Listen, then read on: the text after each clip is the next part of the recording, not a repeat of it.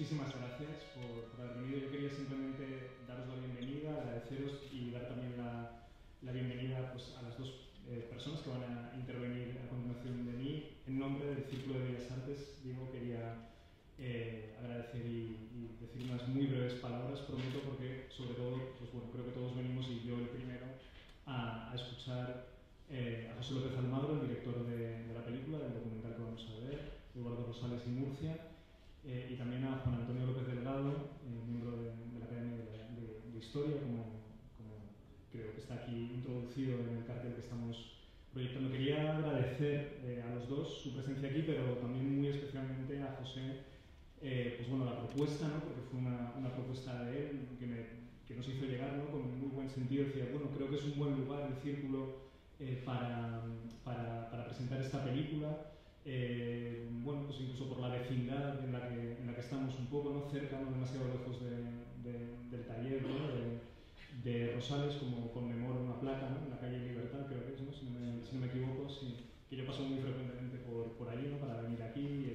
Digamos que es una presencia, es un vecino de alguna manera del barrio, y también, por supuesto, pues por la vecindad con el Museo del Prado, y también por la misión de esta casa, ¿no? Del Círculo de Bellas Artes, de pues, bueno, promoción, difusión y mejor conocimiento de las artes, de todas las artes, pero desde luego desde el inicio pues, de las artes plásticas ha sido una de nuestras labores importantes.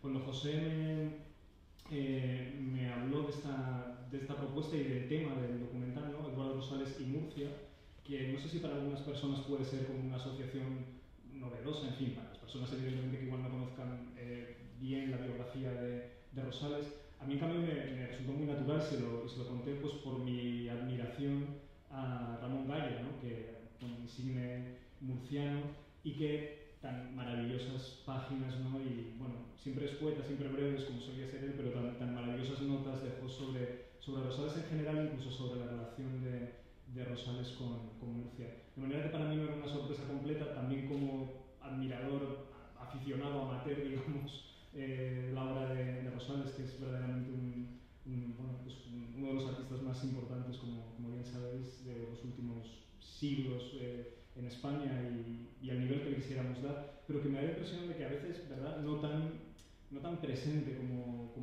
entiendo que debería ser, ¿no? Quizá por su prematura desaparición. En fin, estoy entrando en detalles que no me corresponden, que les corresponde a ellos ilustrar, y nada, les voy a pasar la palabra y una vez más a darles las gracias pues también por todo el proceso impecable, José, y maravilloso de organización de este evento. Así que muchísimas gracias y...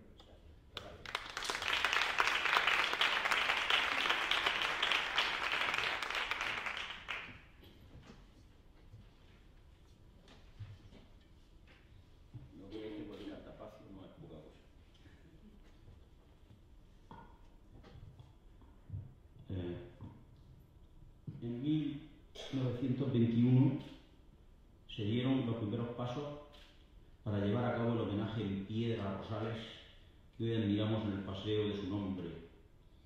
Pero es en 1922, ahora hace un siglo, cuando el Círculo de Bellas Artes de Madrid dio la primera gran cantidad, 8.500 pesetas, para que dicho homenaje se materializara, de la mano del gran escultor Mateo Inurria.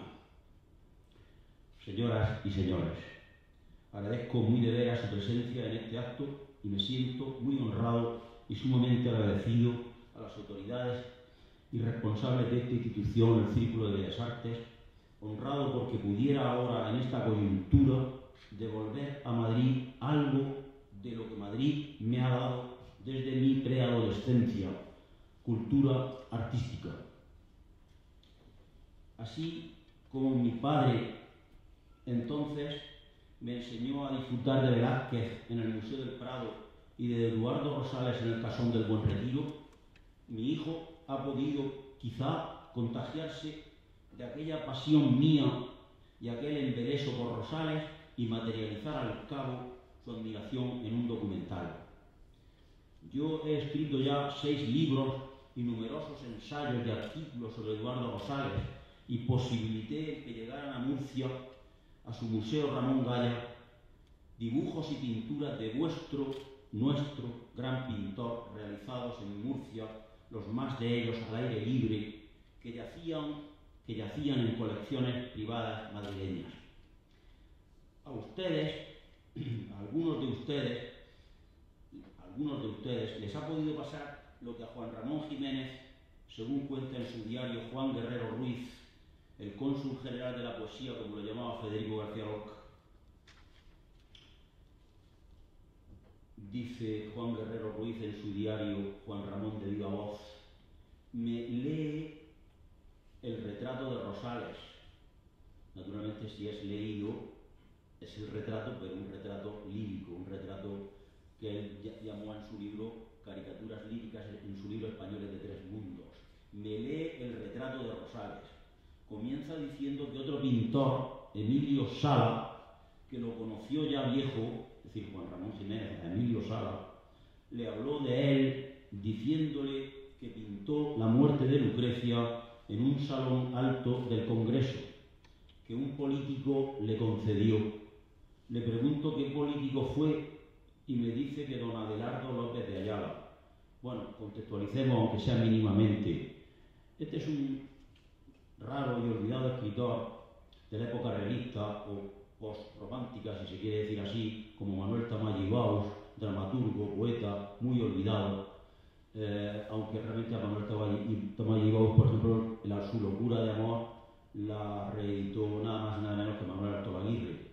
Pero en el caso de Adelardo López de Ayala, el autor de Consuelo, El tejado de vidrio o El tanto por ciento, obras muy olvidadas, pero no hay que olvidar que Adelardo López de Ayala es quizá el poeta que mejor supo expresar elegíacamente la muerte de María de las Mercedes, la reina, primera esposa de Su Majestad Alfonso XII.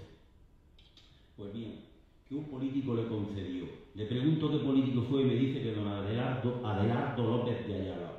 Le digo que Rosales pasó una temporada en Murcia. Se equivocaba Juan Guerrero Ruiz, pasó 2 temporadas en Murcia. Perdón. Pintando, que pasó una temporada en Murcia pintando, cosa que ignoraba Juan Ramón Jiménez, claro. A él le inspira, a Juan Ramón, una viva simpatía a este gran pintor que pasó casi toda su vida tuberculoso haciendo su obra con un gran esfuerzo.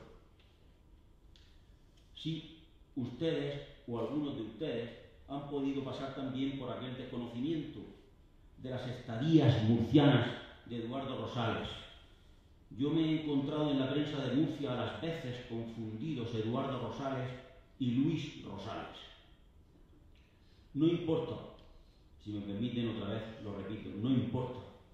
Importa que vayamos aprendiendo, porque la cultura es infinita. El hombre, como decía el cardenal Cusano, lleva siempre a sus espaldas una docta ignorancia. Es posible que un poquito ahora, con este documental, al entrarnos por los ojos su figura y su obra, no nos equivoquemos ya más con Eduardo Rosales, del cual, por boca de Laura Rodríguez de Fonseca, la pitonisa de Coca, decía Azorín en su libro Pensando en España.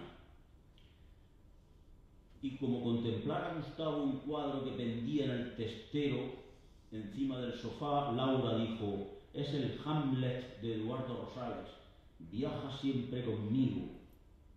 Rosales es para mí el más grande pintor español contemporáneo. Qué maravilla de color y de relieve su muerte de Lucrecia. El período histórico de España que va del reinado de Isabel II al de Alfonso XIII es, a mi entender, nuestro segundo siglo de oro. Lo es por sus literatos, por sus poetas y por sus pintores. Hasta aquí Azorín. Hemos sido convocados aquí, yo con ustedes, para hablar de un pintor de primer orden y de su relación con Murcia. Yo me decía, cuando empecé a escribir mi primer libro rosalesco, Eduardo Rosales en Murcia, que era curioso el que si aquella relación se refiriera a Goya, por ejemplo, hubiera suscitado en Murcia entusiasmos inauditos, acaso, seguramente. Y si fuera con Velázquez, el retablo de las maravillas. Es curioso, digo, que la pintura española del siglo XIX sea aún hoy tan desconocida y no reclame investigaciones, tesis doctorales, todo un abanico de indagaciones de archivo. Pero se trata de Eduardo Rosales, a quien el Museo del Prado ha dedicado siempre una sala entera. Estas son ya palabras mayores. Y sí, poco a poco hemos querido, mi hijo y yo, recordar a Murcia y ahora a Madrid, que allí vivió ese titán de la pintura. Vivió, pintó, soñó. A Murcia vino, lo diré parafraseando a Miguel Hernández, con 3 heridas: la de la muerte de su pequeña hija Eloísa, la de la crítica incomprensora a su Lucrecia, la de la tuberculosis a cuestas. Serán 2 estancias relativamente largas, pero ilusionantes y vivificadoras para su arte y su existencia, de enero a mayo de 1872 y de enero a junio de 1873, coincidentes pues con los 2 últimos años de vida del gran artista. Imposible resultaría, sin cansancio para ustedes, sintetizar ahora la vida de Rosales en esos 2 períodos fecundos. Además, es mejor que lo vean en el documental. Diré, sí, que cuando Javier de Salas me dijo en el Museo del Prado en 1973, en la exposición homenaje a Rosales, con ocasión del primer centenario de su muerte, que no conocía sino por fotografía la obra murciana de Rosales, que era la que fundamentalmente echaba de menos en esa muestra, yo casi lloraba de emoción al sentirlo a él apesadumbrado por dicha carencia. Y por supuesto me desasosegó su limpia humildad profesional. Siente el pintor simpatía por lo popular, le gustan muchos matices de la tierra murciana, su huerta, sus gentes, los atuendos, el modo de vida. Un panadero que lo acompaña a todas partes y al que pintará magistralmente, hállase con título de hombre desconocido en los almacenes del Museo del Prado, lo lleva un día a ver el mercado de frutos y animales en Algezares. Quedará embelesado Rosales ante un naranjero y éste se entretendrá un momento porque vio ante él a un joven muy flaco que seguramente le dijo que lo iba a pintar. Por eso dobló su manta tan elegantemente a los San Juan de Salcillo y tiene la concentración del que espera sin saber qué. Qué irrupción de vida en este cuadrito en que nada falta ni sobra, en que la pared cegadora se disuelve en pura luz lanzada a torrentes de arriba a abajo, como con impaciencia sublime y suprema. Otras escenas del mercado algezareño materializará con sus pinceles Rosales, así la venta de novillos, tablotén, para el que hará numerosos dibujos preparatorios. Yo tengo algunos de ellos, gracias a Maite Gutiérrez Otero, aquí presente. Tan embebido está en este trabajo gustoso, tanto le complace pintar en la huerta, al aire libre, que la experiencia a veces se le vuelve agridulce, como manifiesta en carta de 14 de abril de 1872. Dice, escribe: he tenido una pequeña novedad que espero no pasará adelante, pero que me preocupó. Bajé unos cuantos días a una barraca de la huerta a pintar unos novillejos y me pasé muy largo rato sentado a la sombra y sin moverme, embebido en el trabajo. La huerta, como muy regada por acequias, es propensa a calenturas. Ello es que por un par de días me sentí calofríos intempestivos y por último una tarde un frío tremendo que concluyó en fuerte calentura que me duró toda la noche y acabó en un copioso sudor. Me creí con la terciana encima y me alarmé, pero gracias a Dios al día siguiente solo tuve un ligero amarillo a la misma hora y ayer, que fue el tercero, no tuve novedad, por lo que creo que debió ser simplemente una fiebre reumática. Sin embargo, lo tomaré como aviso. Surgían en el entretanto compromisos pictóricos de encargo y por amistad que se concretaban más particularmente en la modalidad del retrato. Es decir, van a ver cómo paulatinamente la vida de Rosales, aunque no quiere, aunque va huyendo y lo que quiere es descansar en Murcia, huido, silencioso, apartado, sin embargo, paulatinamente los buenos amigos hacen que se aposente en la ciudad y empiece a pintar y sacar, como verán, la caja de colores y de nuevo a hacer la pintura. La vocación musical de Rosales quedó patentizada no solo en el haber sido discípulo de violín de Héctor Spinelli, sino por las declaraciones en 1929 de su hija Carlota a Carmen de Burgos Colombín, al testimoniar que ya tocaba muy bien y hasta había escrito una partitura. Cruza en aquella conversación la posibilidad de que Rosales, al poderse quedar ciego por la tuberculosis que padecía, se viera forzado a mendigar por las calles tocando el violín.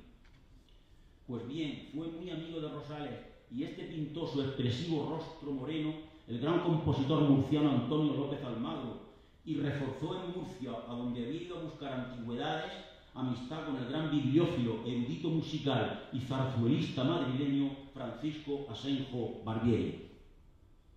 En Totana y Fortuna, dos localidades murcianas, en cuyo establecimiento de aguas termales estuvo una temporada, se entretenía en pintar campesinos cuyos rostros podían servirle para los evangelistas que desde Madrid le habían encargado en el marco de la restauración de la iglesia de Santo Tomás.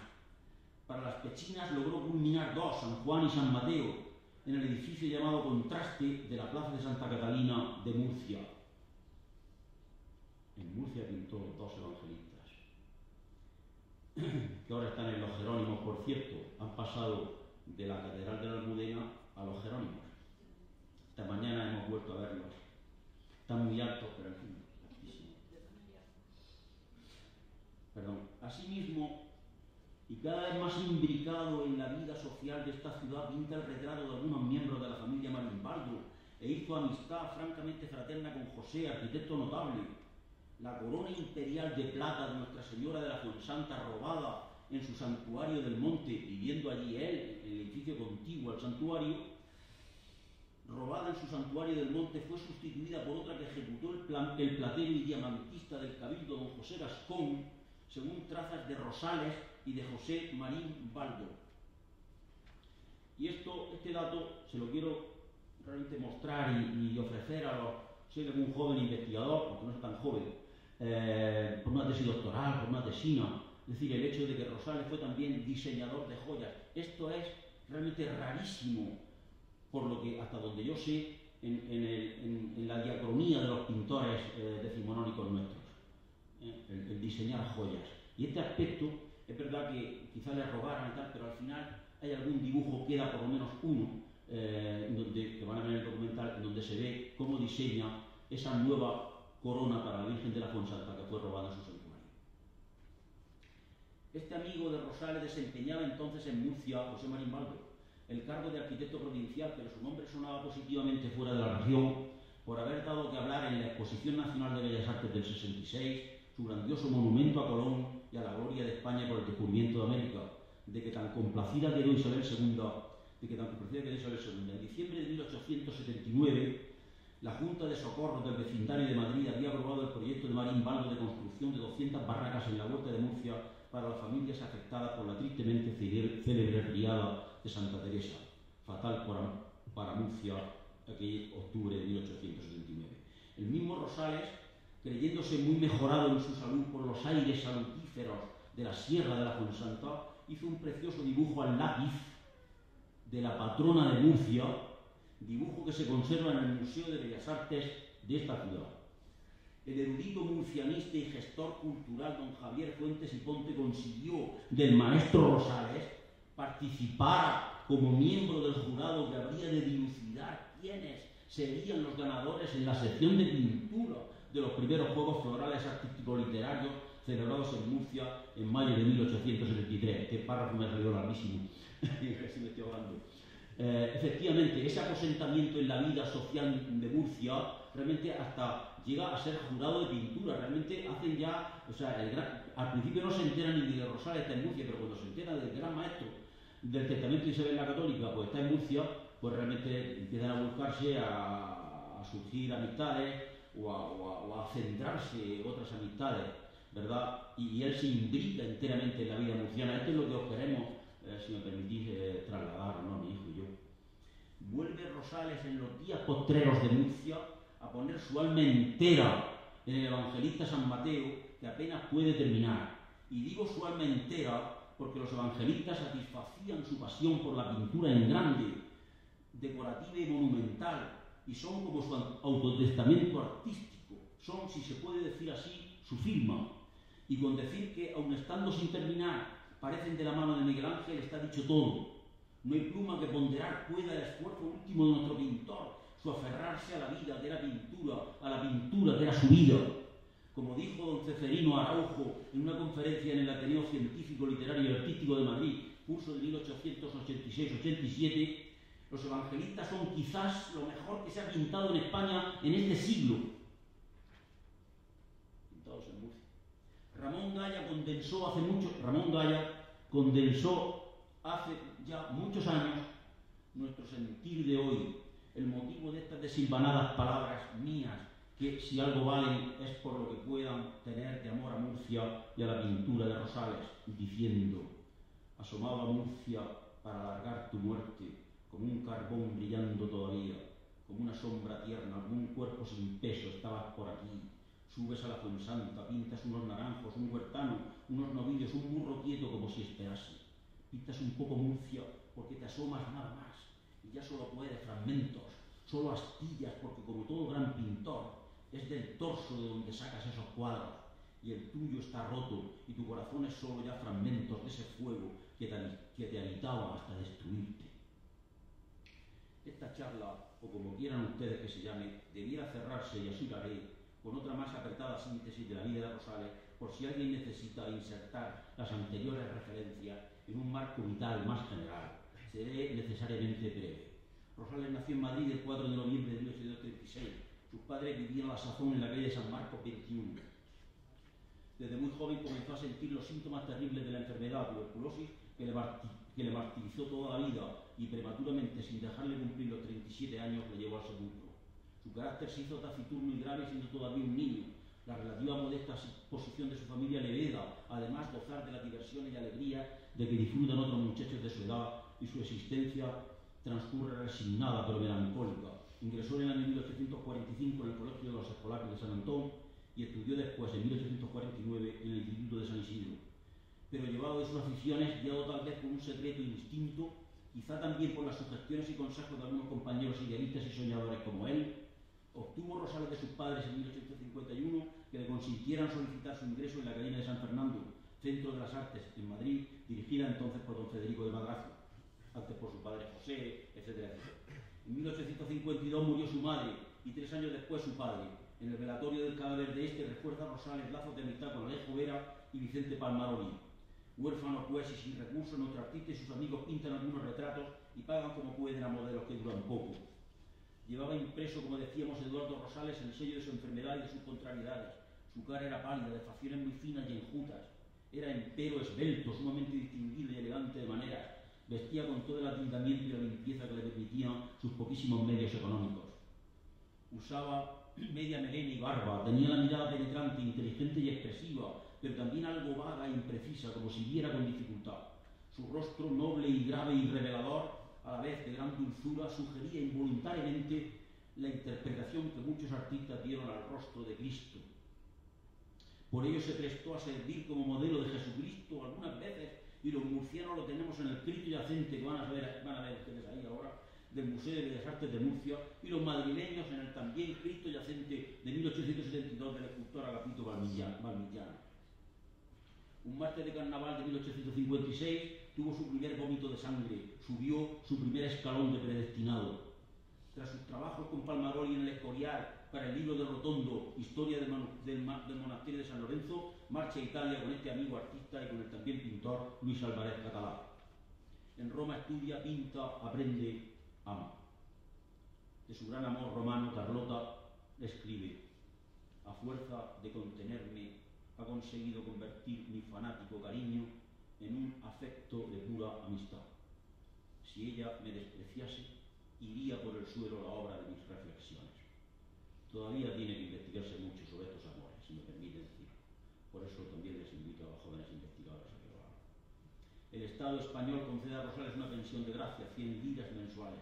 Pinta todavía con el Ángel su envío oficial. Al acercarse a la Exposición Nacional de 1862, manda un cuadrito de género que titula Nena, niña sentada con una silla con un gato, premiado en una silla con un gato, premiado luego con una mención honorífica.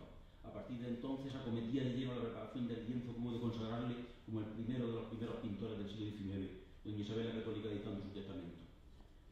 Ya en España pasó a vivir a la calle ancha de San Bernardo, número 29. La exposición del año 64 contempla el triunfo de la obra de Rosales, no sin la reticencia e incomprensión de algunos críticos. Se le concede al testamento una primera medalla. Regresa a Roma, en cuyo hospital de Montserrat pasó algún tiempo sumido en las cavilaciones de una recaída harto peligrosa. Aquí le llegará la noticia del éxito de aquel cuadro suyo en la Exposición Universal de París, ciudad en que recibió a la postre muchos homenajes, entre ellos un nombramiento de académico correspondiente y la Cruz de la Legión de Honor con que le favoreció Napoleón III. Trabajaba ya, sin embargo, con ardor en su nuevo cuadro Muerte de Lucrecia, la más valiente, gallarda y atrevida de sus obras, y no decimos moderna también porque pensamos en el impresionante desnudo de mujer o muchacha saliendo del baño. El invierno del 67 al 68 lo invirtió por entero Rosales en la Lucrecia. En la primavera hizo en su labor un paréntesis para venir a Madrid y casarse con su prima Maximina Martínez Pedrosa. Tras una nueva estancia romana ocupa un estudio de la calle de la Libertad de Madrid. Sigue trabajando sin cesar en aquel cuadro único, pero también en retratos y otros cuadros históricos como el magnífico de la presentación de don Juan de Austria Carlos V en Yuste. Entre los retratos con que acudió a la exposición de 1771 estaba el de la señorita Concepción Serrano, condesa que fue de Santovenia. Por la brillantez de su colorido, escribió de él Javier de Salas, anuncia el cromatismo de sus obras finales, las realizadas en Murcia, al aire libre. Eso dice exactamente Javier de Salas de la niña en rosa, pues la conoce popularmente.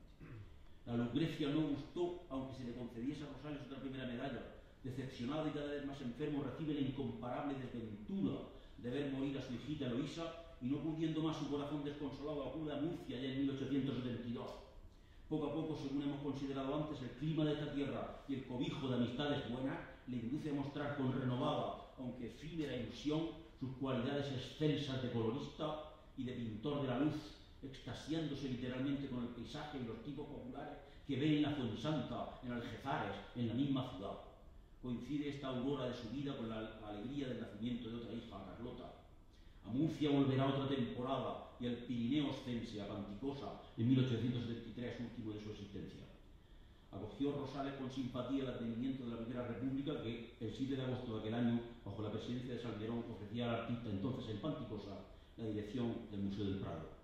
No aceptó, sabiéndose ya físicamente consumido, pero la República, el 9 de agosto, y deseando siempre honrarlo, le ofreció la dirección de la Escuela Española de Bellas Artes en Roma, demasiado tarde.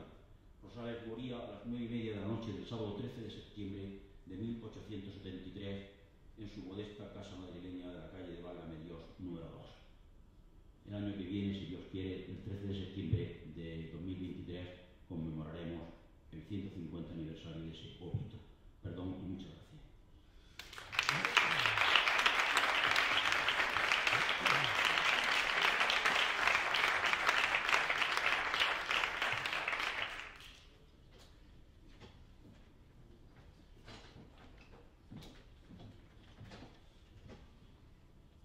Bueno, buenas tardes. Voy a ser muy breve porque después de la magnífica interpretación de mi padre, poco más puedo decir yo sobre el Gran Rosales, ¿no? Muchísimas gracias a todos y a todas por venir esta tarde aquí. Es una tarde muy importante para mí. Manuel, te agradezco muchísimo las palabras de agradecimiento y te agradezco muchísimo que me abriese la puerta de este fascinante cine que tenéis aquí. Y desde siempre mi familia lo sabe.